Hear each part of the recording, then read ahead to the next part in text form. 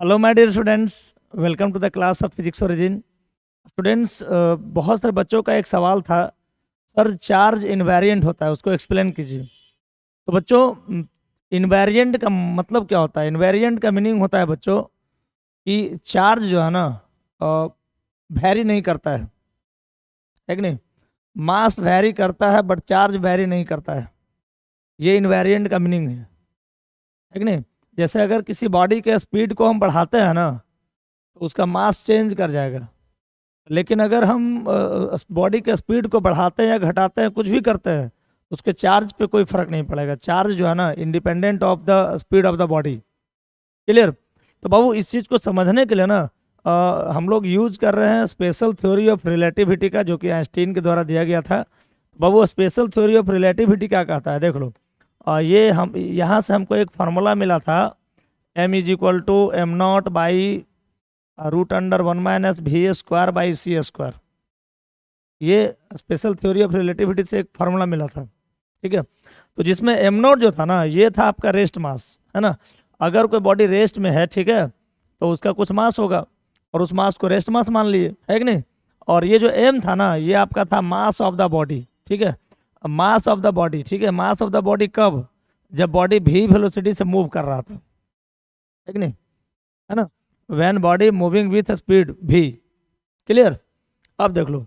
तो भाई, ये आपका मतलब बॉडी का मास था जब मूव कर रहा था, ये रेस्ट मास है जब बॉडी रेस्ट में था, है कि नहीं? अब देख लो, ध्यान दो, सुनोगे तो देखो यहाँ पर।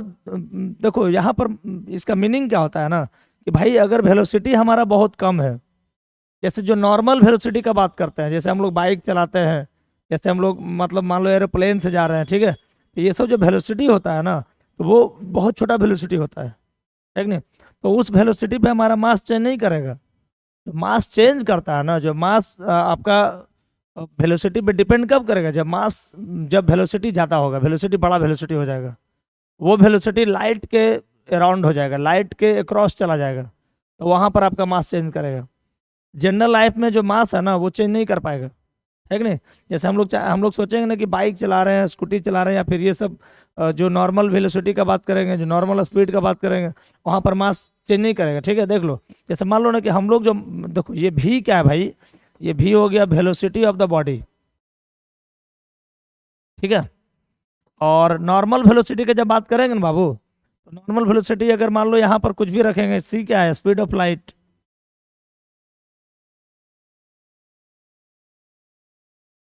ठीक है? तो जब नॉर्मल वेलोसिटी की बात करते हैं, जैसे मान लो कि 1000 किलोमीटर पर आवर या 600 किलोमीटर पर आवर, है ना? तो इस वेलोसिटी के अकॉर्डिंग जो है ना, ये बहुत छोटा है सी के रेस्पेक्ट में। आपको पता है कि जो सी है ना, ये स्पीड ऑफ लाइट है। सी का वैल्यू कितना होता है बाबू? ये होता है 3 × 10⁸ है कि नहीं? एक सेकेंड में लगभग 3 लाख किलोमीटर। क्लियर? समझिएगा, इंपॉर्टेंट है एकदम, ध्यान दो। अब ये देखो, ये लगभग 3 लाख किलोमीटर है एक सेकेंड में, और ये 1 घंटा में 1000 किलोमीटर है। तो जब दोनों को डिवाइड करोगे ना, तो देख लो, ये बहुत छोटा है, ये बहुत बड़ा है।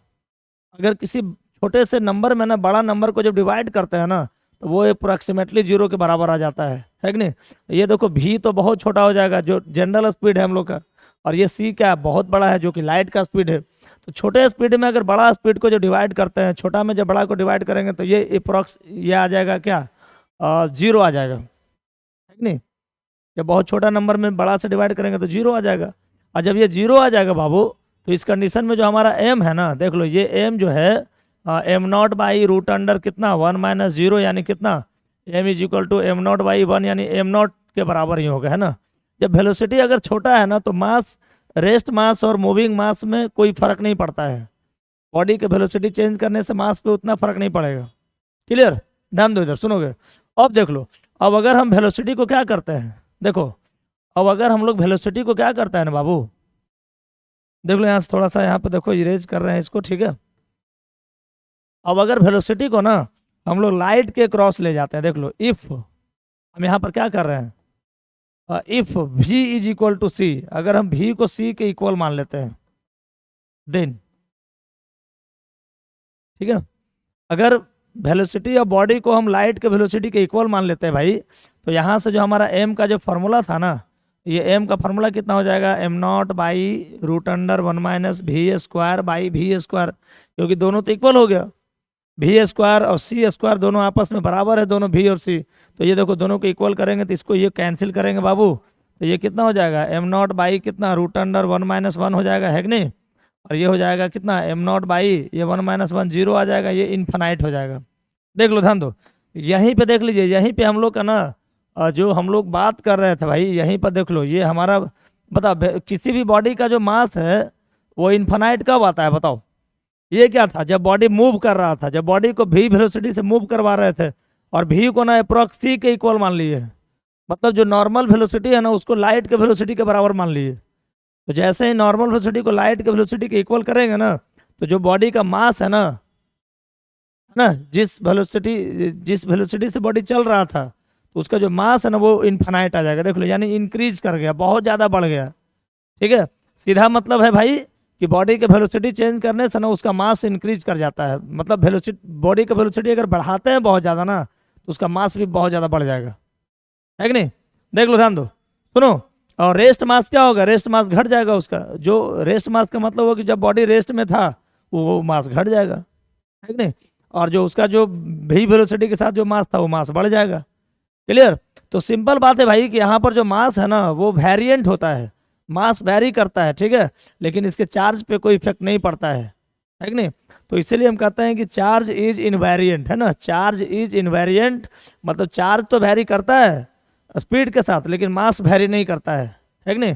हम क्या लिख सकते हैं भाई कि charge does not depends upon speed of the body, but mass depends upon the speed of the body. Clear. और यही था हमारा चार्ज इन इनवेरिएंट। थैंक्स।